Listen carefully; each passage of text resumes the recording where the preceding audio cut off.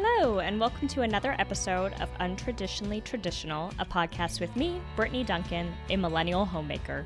Join me each week as I share all the things I've learned that make keeping your home, garden, and life running smoothly, all while working.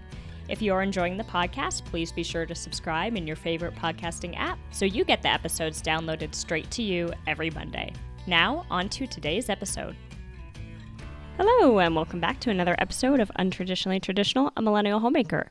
This is your very pregnant host, Brittany Duncan, coming to you 36 weeks now. You know what? For any of you twin mamas out there, you are warriors. For real. I always wanted twins. I thought it would be like the coolest thing.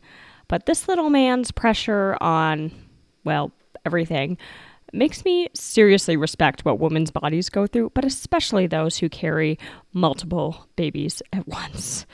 Today, I'm going to talk about the third trimester, what I feel like I have done well, and a humble share about what hasn't gone well, because I, like you, am human. And I think it can be easy with platforms, whether social, written, podcasts, anything public, to only share the good and make it seem like we have everything together, when actuality, sometimes we mess up, and that's okay. And I'm, encouraged to share that. And if it helps someone else avoid the same mistake, that's what it's all about. That's what this podcast is about.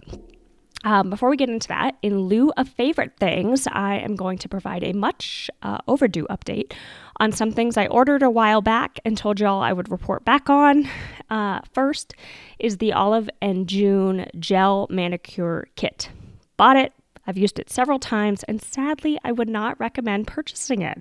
I've been a user of the long-lasting Olive and June polish. I got that kit years ago, and I love it. And I really thought that I would get longer wear out of the gel kit, being that it's gel.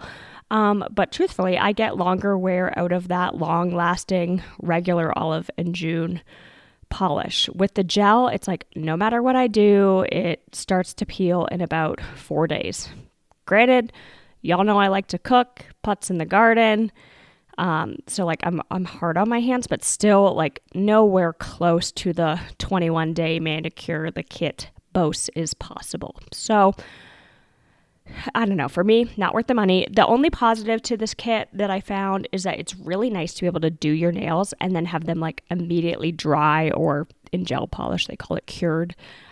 Because I hate having to be gentle with my hands for the 2 hours following painting my nails with regular polish. So that's a plus, but I don't think that alone is like worth the money of the gel kit. It's also like a little bit harder on your nails, but not, I don't know, it's not like it damaged my nails or anything. But honestly, I'll be sticking with my Olive and June long-lasting polish, which I do love and feel is superior to other polishes. And I'll probably just use the gel kit for special events when, I really only need it to last like a day or two, and be okay with that. The other thing I bought a long time ago, like beginning of last year, and said I would report back on that I tried, was the planner from Passionate Penny Pincher. I used it for a while, mainly to manage like personal and home items, but ultimately I found that the iCalendar and a notepad that I put to-dos on and I update each week is the most tried and true method for me for getting things done and not missing anything. I found the planner to be too much, and I didn't use most of the features of it. I could see how if you had no pre-established systems or rhythms, how it could be useful. But starting to use this in my 30s, I've got some rhythms that are tried and true and like don't align with the planner. And so for the cost, it's $64, I believe. I didn't find it worth it personally. And, it really just ended up being like one more thing that I had to fill out in addition to my iCalendar, which is just like extra work and wasn't actually helpful. So that's for me. Planners are a super personal thing though. Everybody does them a little bit differently. So grain of salt with my review. It might be great for you, but I did say I would report back. So those are my two reports. If there's anything else I've said that I'd report back over the podcast episodes that I have forgotten about and you're curious about, feel free to send me a message on Instagram or on my website, which you can find linked in the show notes, and remind me. And I'd be happy to circle back to that if I forgot. Pregnancy brain is real. Okay, let's get into the main episode, starting with the positive, what I think has been going well in the third trimester. The biggest thing has been getting ahead, which has been a theme all of my pregnancy, but especially in this third trimester. As we started to receive gifts from our amazing friends and family members who are so kind and generous, we didn't sit on them. If a box came from Amazon, it got opened. I added it to our list of gifts received so I could write a proper thank you note. Cardboard got broken down and recycled. If it's a fabric item, it got washed and put away in his closet or dresser. And that's been really helpful just to keep up with it. I also saw this hack online that I implemented, which I think is going to be really helpful. As I just mentioned, pregnancy brain is rough, and I'm sure postpartum brain is even tougher. So with all the outfits that were gifted to us, at least the really cute ones, I hung little tags on the hanger or tucked a sticky note inside of the outfit with the name of the individual or individuals who gifted it to us on it, so that when we go to put it on him for the first time, we can snap a picture and send them to our friends and family. Having gifted outfits for babies before at showers, it's super fun to see the gift that you gave used. And this way we can make sure to spread the cuteness when the time comes. And remember that. You think oh, of course I'm going to remember who gave me this onesie. But if, some people gave us outfits for the 6-month range. And while I would love to think that 6 months from now, postpartum and in those, coming out of those newborn trenches, that I'm going to remember, hopefully I do. But you know what? Help your brain with a little reminder on who gifted it. Second is assembling items and organizing them has been really helpful to help us figure out the best organization as well. Rather than trying to set up, clean, assemble, store, organize everything in those final weeks, I'm so glad that we have done it as we've gone along, even simply for the reason of the cardboard and packaging. My goodness, everything comes in a ton of packaging. And here in Boise, our recycling only gets picked up every 2 weeks. So had we waited until one time to open everything, we would be probably storing cardboard for months in order to get rid of it all. So it's been really nice to, kind of unpackage, set things up, figure out what we're doing, put it away as we go. Johnson was laughing because I was talking to him about this last night of just oh my gosh, if we weren't doing this as we go, how we'd be drowning in cardboard. And when he has gone on a big expedition in the past, he loves mountaineering sports and has had to order a lot of things. He's definitely just stacks the boxes in the corner until he's ready to pack for the trip, and then opens everything at once. And then we do drown in cardboard. Obviously, it's less stuff that he needs for an expedition versus, us starting from scratch with all the many things that you need for a baby. But it was funny that he had drawn that parallel that we've been there before in terms of drowning in cardboard. Another thing I've done is to keep up on those thank you notes as well as we received gifts. So as I said, if a box came from Amazon, we opened it up and I tried to write thank you cards for those gifts before our baby shower, just basically to get a jump start on it.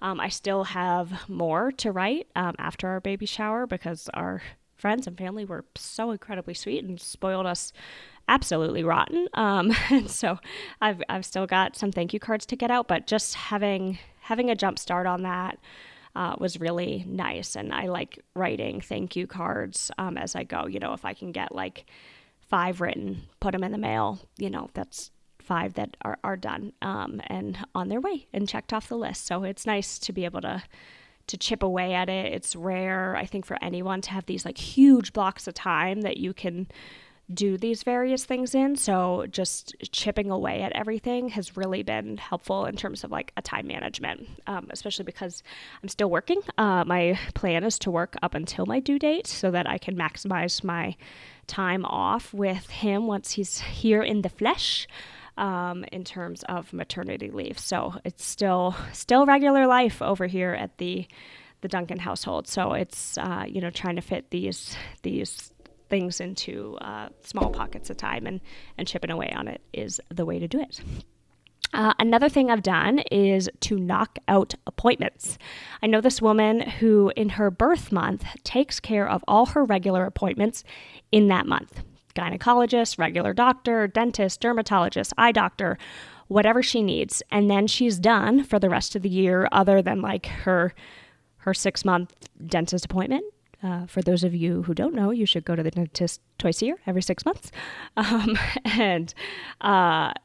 or follow-ups that she needs based on the results of the other appointments. And I think that method is genius because it's so easy to forget appointments, and then you're coming up on like the end of the year and you want to get it in on your insurance and the offices are booked up and it's stressful. And so I love that idea just in general. Has nothing to do with being pregnant, but I decided that in my 3rd trimester, I was going to hit all of my made appointments because chances are once I'm in the trenches of having a newborn, like as much as I care about dental care, probably not going to feel like a top priority. So I decided that I was going to try and knock out as many of these appointments as possible. And also, like, I woke up to the fact that I'm going to be a mom and I owe it to my son to make sure that I am in my best health. I had never been to the dermatologist for a full body check, and now I have. It's taking care of yourself so that you can take care of them, that you know that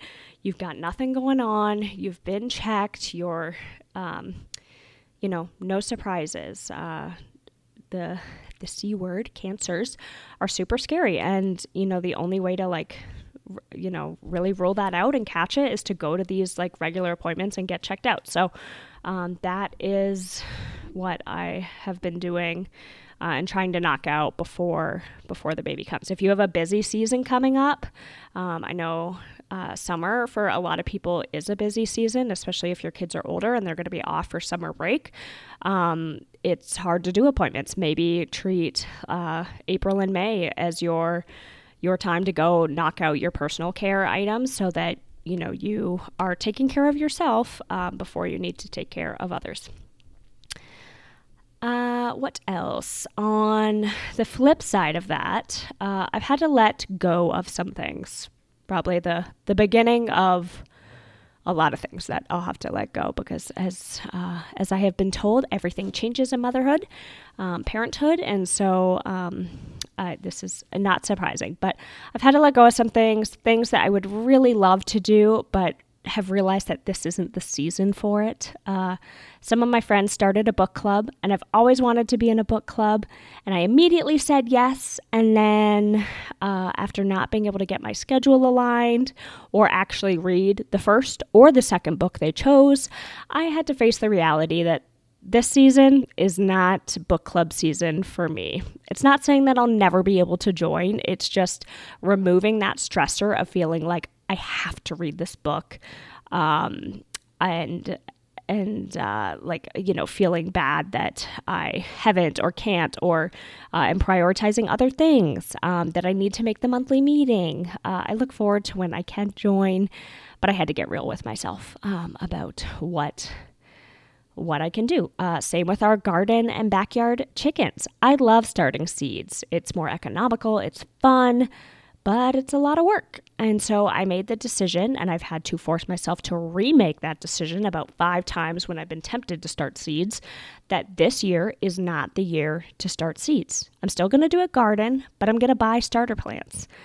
We wanted to add more chickens to our flock, and getting chicks is much cheaper than buying 1-year-old breeding hens, but chicks are a lot of work. You need a brooding box. It's got to be indoors. It's larger than you think because they grow pretty rapidly. They're inside for 6 to 8 weeks and they make a mess.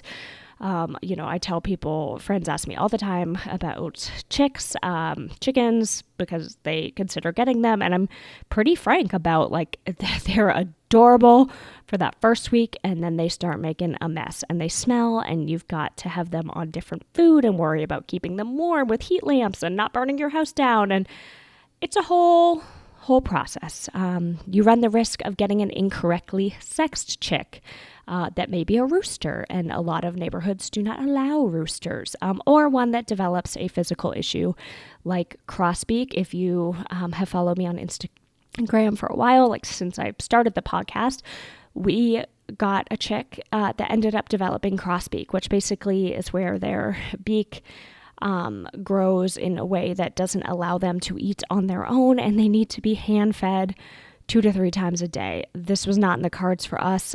I found this angel of a woman who was living in Salt Lake and agreed to take our special needs chicken and hand feed her 2 to 3 times a day. She had a bunch of special needs hens that she took care of. So yes, I drove 12 hours round trip to rehome a chicken.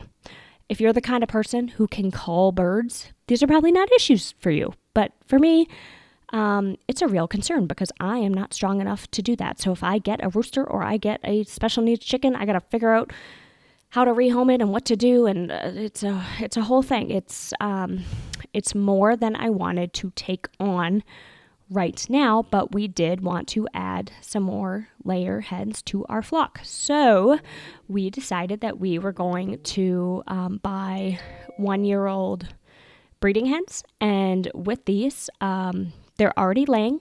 They can go straight outside, and it's been so easy. I mean, we'll probably do chicks again once our son is older, because it's such a fun experience for kids and to learn and take care of them and that kind of thing. But oh my gosh, if you are just trying to do it easier, I'd say it's definitely worth the extra money just to buy the 1-year-old breeding hens from the hatchery. Yeah, they've already laid, they're laying. It's amazing.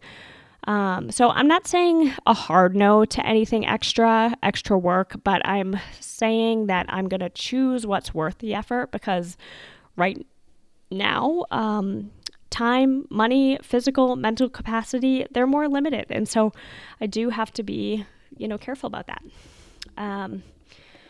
What I've done, and what many would say is 100% not necessary, is tackle a big landscaping project in our side yard, which I've talked about on the last episode and on social media a little bit.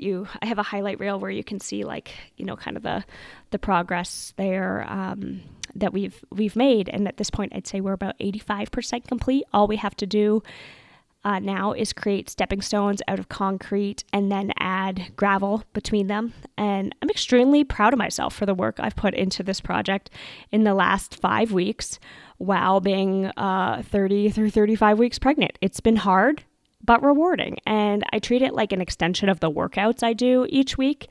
And for those concerned, I'm very transparent with my healthcare providers. And I asked them before diving into this project, if they felt it was safe.